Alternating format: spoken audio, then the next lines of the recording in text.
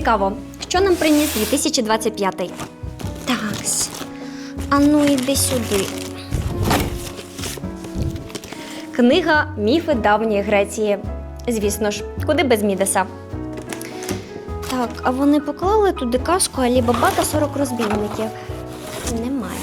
Можливо, буде в іншому подарунку.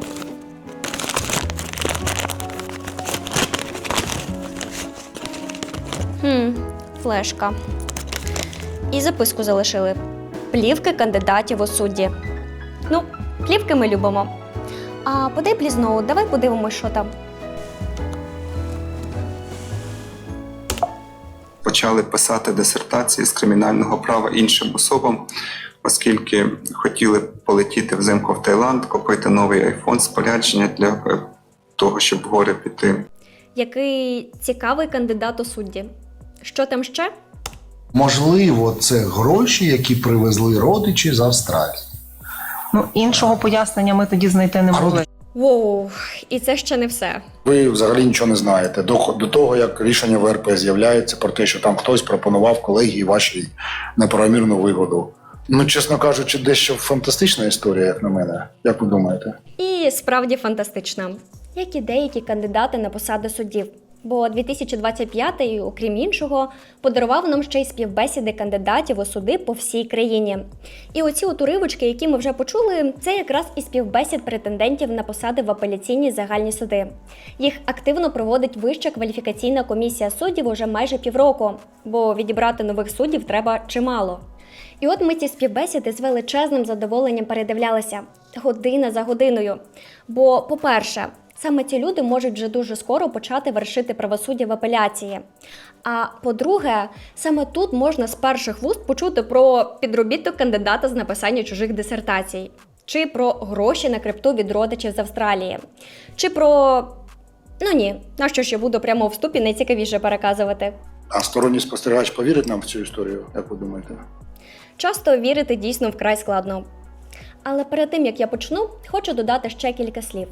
Оці от співбесіди кандидатів не такі медійно гучні, як операція Мідас. Ними, в принципі, мало хто цікавиться. А дарма. Нам же усім подобаються красиві картинки з обшуків. Без сумніву. Так само, як і справедливі вироки. А виносять же їх саме ті люди, які через такі співбесіди і проходять. І це автоматично означає, що за подібними конкурсами треба слідкувати.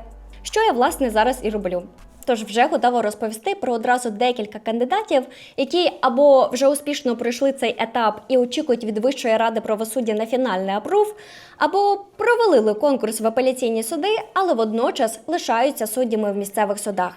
А, і останнє перед стартом. Оскільки це передріздвяний сюжет, тож має бути якесь різдвяне диво. Воно, диво, буде, але в кінці. Бо насправді все не так погано, як здається. Ну а поки заварюйте чай, підписуйтесь на канал, ставте вподобайку під цим відео і гоу дивитись далі.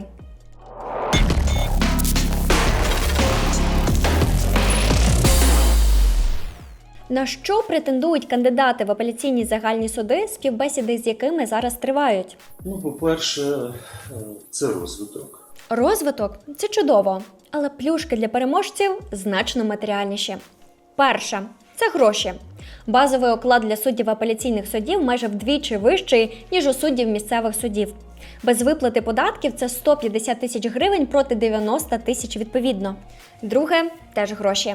Більший розмір винагороди означає більший розмір довічного грошового утримання. Іншими словами, пенсії, які утримують судді у відставці. І ось це утримання по мінімальним міркам може складати 50% від винагороди, яку отримує суддя на відповідній посаді. Погодьтесь, за пенсію в мінімум 75 тисяч гривень можна й поборотись. Третє, хоча всі судді формально рівні у статусі, апеляційні все ж мають трішечки більше влади, бо ж саме вони переглядають рішення своїх же колег з нижчої інстанції. Думаю, що до мотивації у вас більше не має виникати питань. Тож конкурс прямо масштабний, і на ньому треба обрати аж 5000 нових суддів. Бажаючих чимало, і часом це абсолютно феєричні персонажі. Про першого нашого персонажа ви вже могли чути в новинах, бо ж він на цьому конкурсі став прямо перлиною. Безробітний Олександр Короленко вирішив стати суддею. але з тріском провалив співбесіду через власні чистосердечні зізнання, які, до слова, ще й кинули тінь на одразу двох інших чинних суддів. Цікаво? Ну так продовжуємо. Тож Олександр Короленко. Безробітний. Останнє місце роботи – працівник Держпродспоживслужби. Звільнився у 21-му та більше ніде офіційно не працював. Раніше пробував стати і детективом НАБУ, і аналітиком БЕП, а тепер подався в апеляційний суд. Коротше, доволі багатогранна особистість. Але попри таку різносторонність, мотивація скрізь схоже була одна. І зазначаєте про те, що повідомили зараз, що на посаді судді є висока заробітна плата, називаєте космічним щомісячне довічне грошове забезпечення судді у відставці, і це теж такий чинник, який впливає на вашу мотивацію. Зате одразу видно, чого людина хоче в житті. Правда? Але, може, ще якісь причини є? Чи причина? Ну, хоч одненька. Якщо ця зарплата буде знижена, у вас відсутня буде мотивація Ні, працювати? не буде. Мене цілком влаштує. Ні, вся розмова крутиться навколо грошей. Ну окей, людина офіційно не працює уже 4 роки. Звісно, для неї гроші – це важливо. Але було ще дещо. Зазначаєте про те, що на останній роботі ви отримували близько 15 тисяч гривень на місяць, через що почали писати дисертації з кримінального права іншим особам. І тут би хтось інший, думаю, спинився б. Глибоко вдихнув, видихнув. Усвідомив, що написав трошечки не те, що зазвичай пишуть, коли хочуть отримати високу посаду. Але Короленко продовжив. Оскільки хотіли такі особисті речі, хоча ви повідомляєте про це публічно, полетіти взимку в Таїланд, купити новий iPhone, спорядження для того, щоб в гори піти і пройти Чорногірський хребет тощо. Пігулка правди, хоробра вода, перше місце на чемпіонаті з проходження детектора брехні. Тобто, чоловік прагне стати суддею. І на співбесіді говорить про те, що для нього важливі тільки гроші. І про те, що писав дисертації для інших людей. Ідеальний кандидат треба брати. Втім, все стало ще гірше, коли всі дізналися, що дисертації ці Короленко, з його слів, писав для 2 вже чинних суддів. Кандидат називав і теми дисертацій, і імена цих самих суддів, і дати захисту. Розповів про те, як скидав їхньому науковому керівнику чорнові варіанти дисертацій. І те, як отримував по $6 тисяч за роботу. Часом здавалося, що це не співбесіда, а щось типу явка з повинною. Та чи вбачає у цьому кандидат щось неправильне? Перше, це я не порушив ніякого закону. Я чесно своєю головою заробив ці гроші. Голова Короленка, схоже, допомогла заробити не тільки йому. Бо суддя міськрайонного суду на Одещині Олена Ващук, який, за словами кандидата, він писав дисертацію, тепер щомісяця з 23-го року може отримувати бюджетні плюс 15% до окладу за науковий ступінь. Такий же бонус є і в другої названої Короленком судді – Оксани Морозовської з Полтавщини. Вона отримала науковий ступінь у серпні 24-го. Сам Короленко, звісно, конкурс провалив. Але, певна, свою роль все ж зіграв. Бо, може, тепер люди десяток разів подумають перед тим, як купити собі наукову роботу. Адже в будь-який момент той, хто її писав, зможе ось так прийти на конкурс і про все розказати.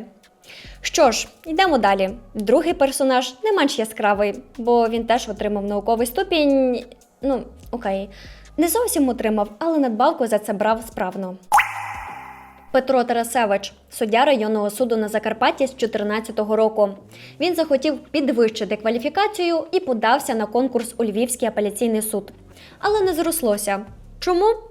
Однією з причин став його диплом доктора філософії, який він отримав у 2016 році, вже після того, як став суддею.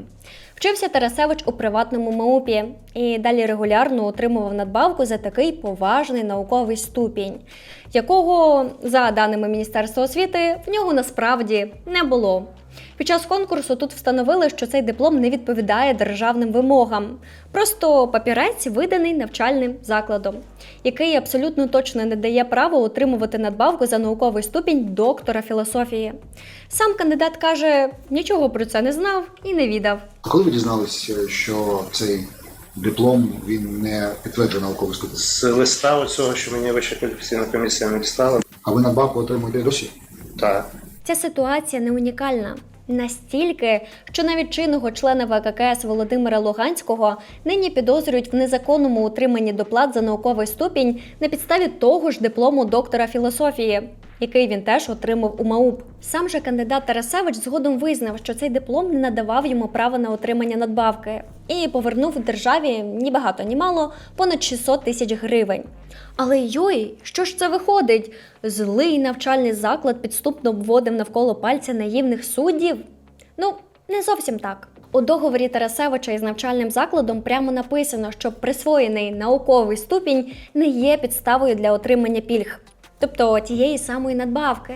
Це такий собі диплом заради диплому. В плані яскравий папірець в тебе є, але він годиться хіба для рамочки в кабінеті. Але кандидат цей пункт не помітив. Суддя зі стажем роботи не дочитав контракт, який підписав. Можливо, недостатньо дослідили контракт, да? Це однозначно. Отже, біда. Правда? Ба більше. Тарасевич, в принципі, вирішив податися в науку якось раптово. Настільки раптово, що у комісії виникло відповідне запитання. Скажіть, будь ласка, а ви до і після цього науковою діяльністю займалися? Ні. Тому викликає питання, навіщо ви туди пішли? Ви пішли за надбавкою? Відповісти нормально суддя не зміг. Але його подальші слово було навіть красномовнішим. Що дала вам ця робота? Крім надбавки до окладу. Нічого. Просто нічого. Респект за лаконічність. Як уже зрозуміло, цей кандидат провалив конкурс. Але проблема в тому, що він і так вже діючий суддя. Так, не потрапив в апеляцію, але повернувся зі своїм PhD на Закарпаття і спокійно працює. Виглядає це не ок. Не ок виглядає і історія наступного кандидата. Він теж нібито багато чого не знав. Наприклад, що його ім'ям прикривалися, пропонуючи хабар його колезі. У всіх же таке буває, правда? Уявіть, ви головуючий суддя. Разом ще з 2 суддями ви колегіально розглядаєте справу директора Запорізького комбінату, якого обвинувачують у розтраті близько $500 мільярда гривень. Уявили? Тепер ідемо далі. Одній із суддей вашої колегії пропонують хабар за виправдувальний вирок по цій справі. І їй кажуть, ми вже про все домовились з головуючим. Тобто з вами.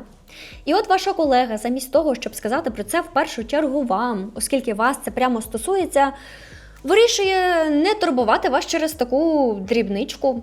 І одразу пише заяву щодо цієї ситуації до Вищої ради правосуддя. А ви про все це дізнаєтесь з місцевих новин. А дізнавшись, спокійно продовжуєте розглядати справу. Ну, подумаєш, знову щось понаписували. То що тепер, роботу зупиняти? Звучить як абсурд. Не лише для мене, до речі. Ну, чесно кажучи, дещо фантастична історія, як на мене. Як ви думаєте? Думаю, що Олександр Яцун, суддя районного суду Запоріжжя, явно чогось не договорює.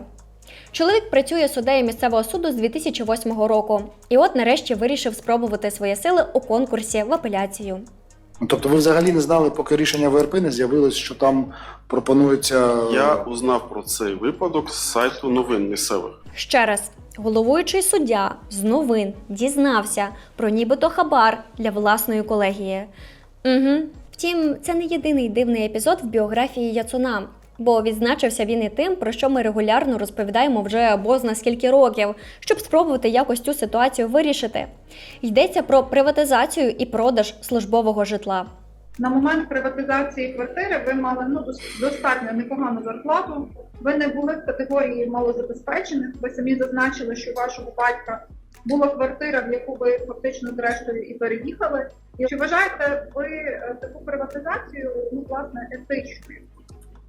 Вважаю етичним все, що відбулося, оскільки я її не вкрав. Власне, подібне розповідаючи не усі, хто саме так і чинить. Службове житло, яке має видаватися тим, хто його реально потребує, насправді роздають усіляким топам або улюбленцям керівництва. Ну от, наприклад, таке ми вже бачили з керівництвом Академії МВС, розслідування про яке робила наша Леся. Поліцейські всього-навсього розібрали квартири, які обіцяли пільговикам і ветеранам. Ніхто нічого не вкрав, усе чесно. Мабуть, так сталося і тут. І бачите, здається, нарешті не лише в нас є питання до етичності цього процесу. Так може держава нарешті припинить спонсорувати тих, хто це банально використовує? Яцун не пройшов співбесіду. Але, як і у випадку з попереднім кандидатом, він просто повернеться судити в районний суд Запоріжжя. Що, погодьтесь, трохи бентежить. Бентежить десь так само, як і спроба приховати факт з власної біографії наступного кандидата. Олександр Куценко – кандидат із понад 20-річним стажем роботи на посаді судді районного суду Кропивницького. І от, маючи такий пристойний багаж, Куценко вирішив податися в апеляцію. Не певна, що він усвідомлював, що може вилізти в процесі. Бо, як з'ясувалося, суддя обвинувачується у шахрайстві. Діючого суддю обвинувачують у шахрайстві. І з цим багажем він іде на суддівський конкурс. Феєрично! В якому містяться відомості про притягнення особи, дані якої з вашими співпадають до кримінальної відповідальності як підозрюваного. Чи вам щось про це відомо? Ну, звісно, відомо. Це особа є я. У чому суть справи? За даними слідства, у 22-му році Куценко нібито заволодів шляхом обману $2000 за ухвалення конкретного рішення. Ухвалювати його мав не він сам, а інший суддя. Куценко ж побув у ролі, виходить, що певного посередника. Версія ж подій від кандидата, само собою, трошечки відрізняється від позиції слідства. Навіть не провокація, а інсценування злочину, тобто підкинути гроші, і на цій основі сфабрикована справа. Питання є, питань нема. Але було це насправді інсценування чи ні, нехай розбирається суд. Тут проблема ж навіть в дещо іншому. У тому, що Куценко про це змовчав. Кандидат у судді вищої інстанції вирішив попередньо не сповіщати комісію про свій статус обвинуваченого. А знаєте чому? Там в анкеті була ще така графа, наведіть інформацію, з якої комісії є необхідно переживати, щось такого плану, я не пам'ятаю. Прям переживати, я сумніваюся, що там така фраза. Я не пам'ятаю, сумніватися в доброчесності, то я не казав, що немає, тому що дійсно тут немає в чому сумніватися комісії. І то правда. А ви, до слова, як вважаєте, це норм чи стрьом? Пишіть свою відповідь у коментарі. Куценко провалив співбесіду, але лишається суддею. Принаймні, поки що. А ми йдемо далі, бо далі в нас вже про улюблене, про майно народичів. І спробую його бодай якось пояснити перед комісією. Павло Коваленко з нульових по 15 рік працював в органах прокуратури. Встиг побути і слідчим, і помічником прокурора, і старшим слідчим. 16-го року став суддею районного суду Запорізької області. Останній рік вершить правосуддя в Запоріжжі. А тепер от подався на конкурс в апеляційний суд. Скажу відверто, під час перегляду його співбесіди я зловила себе на думці, що навіть Квентін Тарантіно позаздрив би таким діалогам. Коротше, зараз самі все побачите. Розпочнемо із класики. Старої прокурорсько-суддівської класики. БМВ на тещі. Ринкова вартість на момент купівлі авто – $60 тисяч, яких офіційно, звісно ж, ніхто не заробив. Він був придбаний набагато дешевше, ніж за $60 тисяч. Але я зазначав, приблизно $35 тисяч був придбаний в Німеччині цей автомобіль. Сподіваюсь, ніхто ж не сумнівається в тому, що Коваленко не лише самостійно зазначав, але й так само самостійно бехою і користувався. І все ж нібито по класиці. Купив, повісив на те, щоб менше питань виникало. Але суддя вирішив відстоювати версію про власника до останнього, навіть коли вона почала звучати як абсурд. Влітку 16 року ми почали ним користуватись. Що значить ми? Особисто я. Особисто ви. І коли закінчили користування?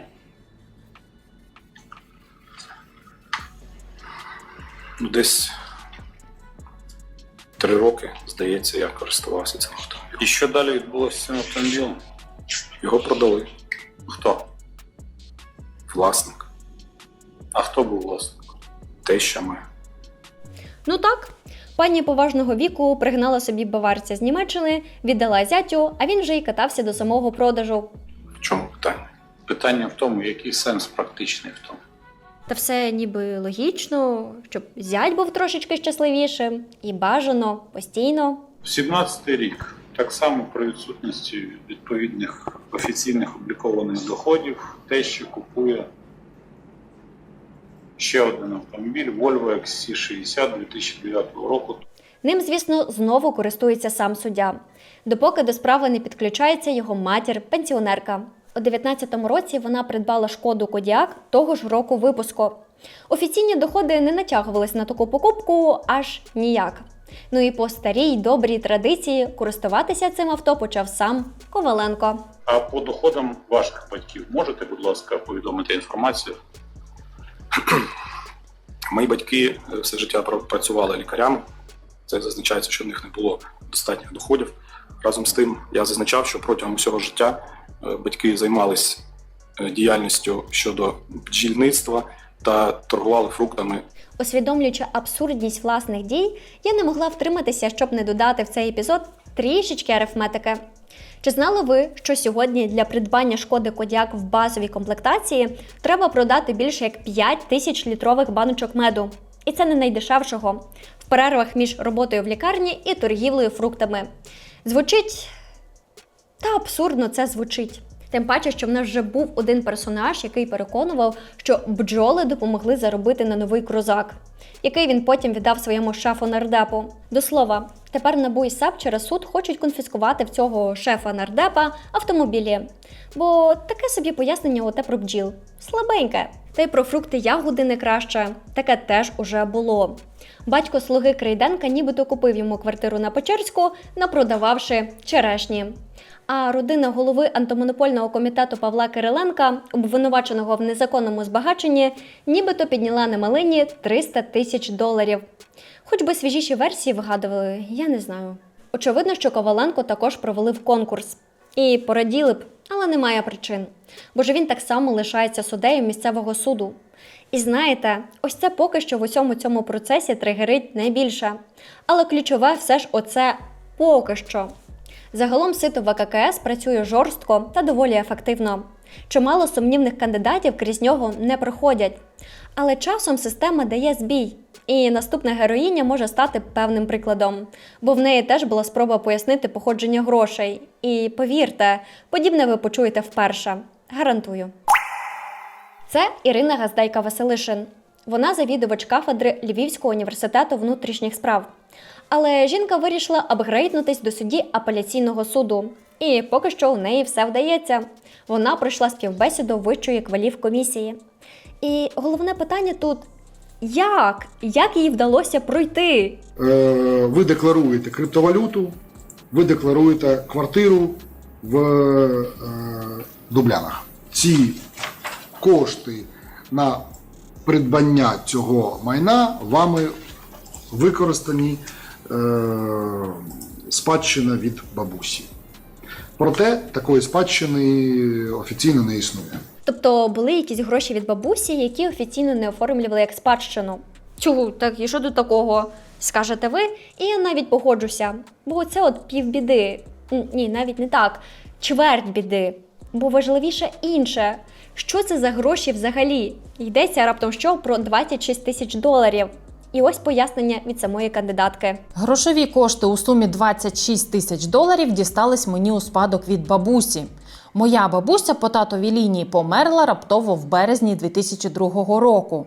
Коли я та моя мати розбирали її речі, ми знайшли цю значну суму грошей. Спочатку були спантеличені, довго не могли зрозуміти, звідки вони у неї, а потім пригадали, що після розпаду Радянського Союзу до бабусі неодноразово приїжджали наші родичі з Австралії. Також ми пригадали розмову про те, що хтось із бабусиного роду помер і залишив у спадок великий будинок, який одразу ж після успадкування був проданий. Тоді ми вирішили, що ці кошти – то, мабуть, частина, одержана від того продажу та передана австралійськими родичами моїй бабусі. Гроші від австралійських родичів. Угу. Таке ми дійсно чуємо вперше. Ну, іншого пояснення ми тоді знайти не могли. Чи є якесь цьому офіційне документальне підтвердження? Ні. Зате кандидатка знайшла якісь навіть фото тих родичів, листівки від них та надала пояснення родинних зв'язків. Знаєте, я, мабуть, тепер буду серйозніше і уважніше ставитися до листів, які регулярно потрапляють у спам. Ну, там, де про «Dear friend, мій багатий клієнт з Нігерії помер, але перед смертю заповів вам $5 мільйонів». Бо ж, бачите як? Газдайка Василишин, до слова, сама прекрасно розуміє, як пояснення про кошти від австралійських родичів може виглядати зі сторони. Я цілком свідома того, які це сумніви може викликати, так? Але з іншого боку, знову ж таки, якби я не була впевнена в тому, що я говорю, так? Я би, мабуть, не дуже то і претендувала на цей конкурс. Не знаю, он дядько, який розказав, що писав іншим суддям дисертації, бо хотів айфон, з цією тезою, мабуть, не погодився б. Але тут страшніше інше. Уявімо, що пані Ірина врешті таки стане суддею. Як мінімум, одне «так» від ВККС у неї вже є. І от майбутні кандидати в судді дивляться співбесіду з новою суддею апеляційного суду, слухають ці пояснення і приходять на співбесіду зі своїми. Та зуб даю, я знайшла ці $50 000 у бабусі на городі. Хочете банку принесу, де ті гроші лежали? Відкрив бардачок автомобіля, а там 1000 євро. Я думаю, що коли це я таксував, мені їх хтось підкинув. А потім я вклав ці гроші у крипту. Чи може бути ця історія правдивою? Мабуть. Але чим вона відрізняється від історії судді, який про хабар нібито прочитав з новин? Чи від розповіді про «не дочитав контракт з МАУПом»? Як комісія визначає, де правда, а де ні, якщо йдеться просто про слова? Моє занепокоєння, я думаю, зрозуміле. Я пам'ятаю, що обіцяла вам у кінці різдвяне диво. Якийсь позитив. І він дійсно є. Бо переглядаючи години записів цих співбесід, я не могла не звернути увагу на одну дуже круту річ. А саме на загальний підхід комісії до відбору кандидатів. Він крутий. Ви ж теж помітили з цих врізок, як члени ВККС допитують кандидатів, не даючи їм можливості з'їхати з теми або щось замовчити.